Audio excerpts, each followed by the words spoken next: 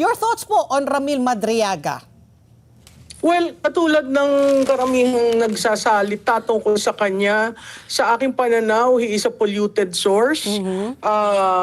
Hindi dahil nakakulong o kidnap for ransom, pero yung kanya mga binibigkas na mga pananalita at circumstances, parang medyo loaded at medyo kaduda-duda. Kaya ako nasasabi na polluted source. Oo. So dapat talagang, so sa tingin mo, binagsagan na siyang weakest link. Do you agree po with that statement? Tama yun, Pat. Kasi sana vinet muna ng House of Representatives, tiningnan, sinuri yung kanyang affidavit kasi pag sa complaint kasi dapat naka-annex yung mga evidence mo eh.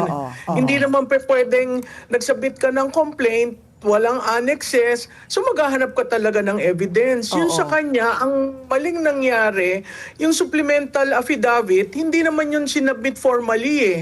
Lumabas yun nung 13th ng gabi, online, nagulat ang lahat dahil sulat kamay, at grabe yung mga allegations na sinasabi.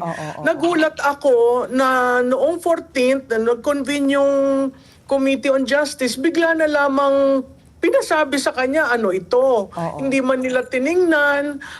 At ikaw, kahit sino man, tayo may karapatan tayo na makakuha ng dokumento kung tayo ang inuusig para natin malaman ano yung laman. That was not done. So, parang afterthought lamang noong ibinigay, nung pinabasa sa kanya, hindi naman nabigyan ng kopya si Vice Presidente.